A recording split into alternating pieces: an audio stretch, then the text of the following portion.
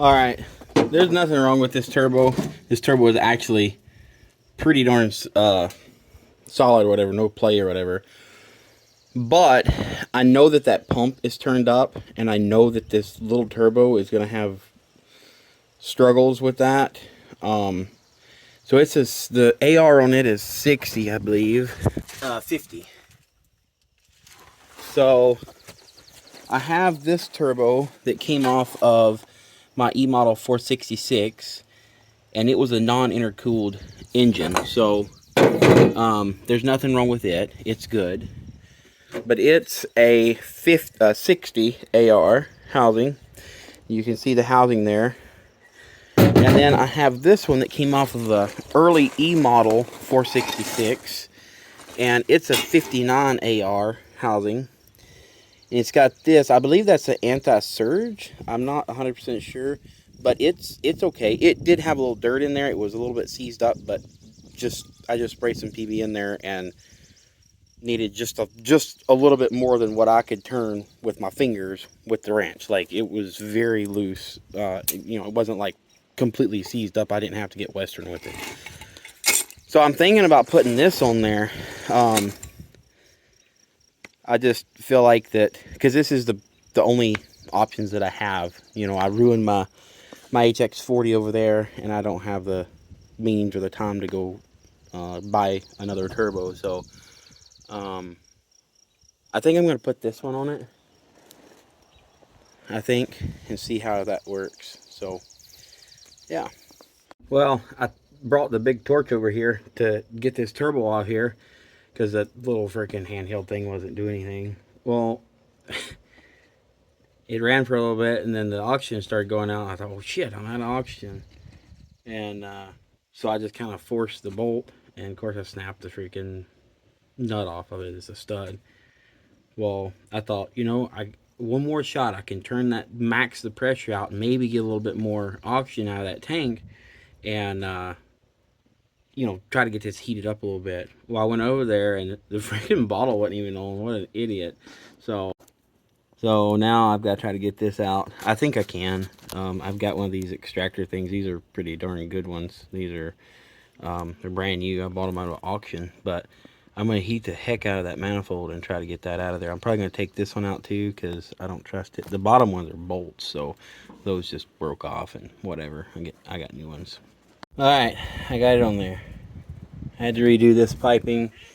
I kind of wish that I do wish that I could have took this piece out. I'll show you why. But I took the studs out of here and put a reamer in there, or a tap in there to clean them out. I just put these stainless ones in there, and the bottom ones are bolts. I put stainless bolts in there. This tube was a little bit different, so the oil galley sits kind of sideways or whatever. But I think it'll be all right. It doesn't have to be straight up and down. I wouldn't assume so. But I had to alter this a little bit. This was like right up against the housing here, the compressor housing, and the bottom was out a little bit, so I had to adjust that a little bit because this was an E-Model turbo. If it would have been a 466, it would have worked, or like a mechanical 466, it would have worked just fine. And then this tube, because like I said, it's set in Kittywampus here, this would have been pointed down here, so I had to just heat it up and bend it up a little bit. I'll have to get a longer hose there, which I have some. And then, so I had to, because I don't have a boot to go from that small turbo outlet to 3, this is like 3 1/4 OD. So inside here I have another boot that I cut, and I know that ain't right, but whatever, hopefully it'll work. And so it's like double booted there just to make it go bigger or whatever, to fill in the gap. So got all that together, and then so this piece, because of that other compressor that was on here, I had to beat it up here in order to get it clear, because it's the only pipe that I had that would work with that other turbo, with that other setup. And it was kind of like, this is all I have, and this is what I got to do. And this was there from factory. This deal here was there from factory.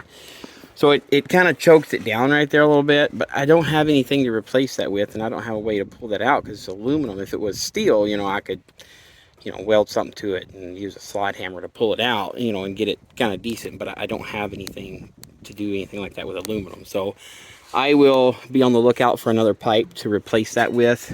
I could use 3-inch exhaust pipe. Maybe that's what I'll do. I don't know. But,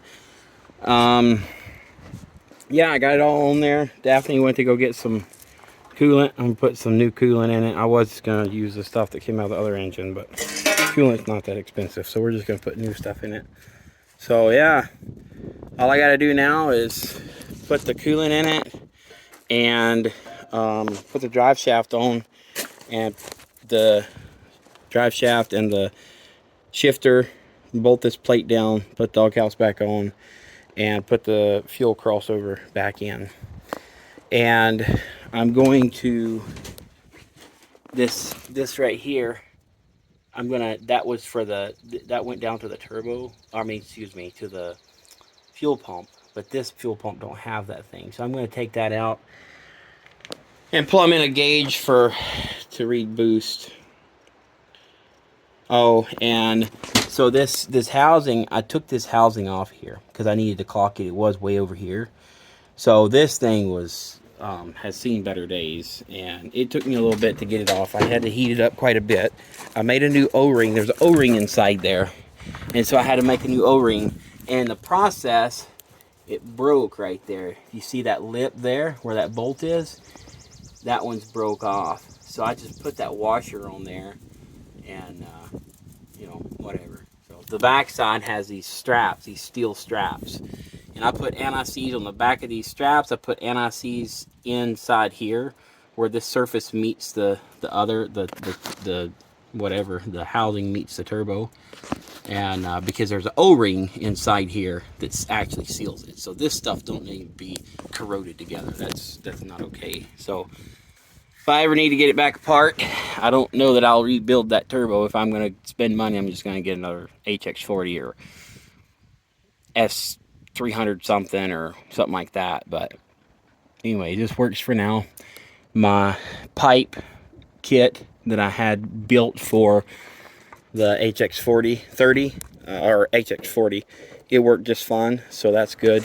I ended up not using that catch can because this engine probably won't spit so much oil. If it does start spitting oil, then I'll put it on there. But yeah, I think it looks a lot better.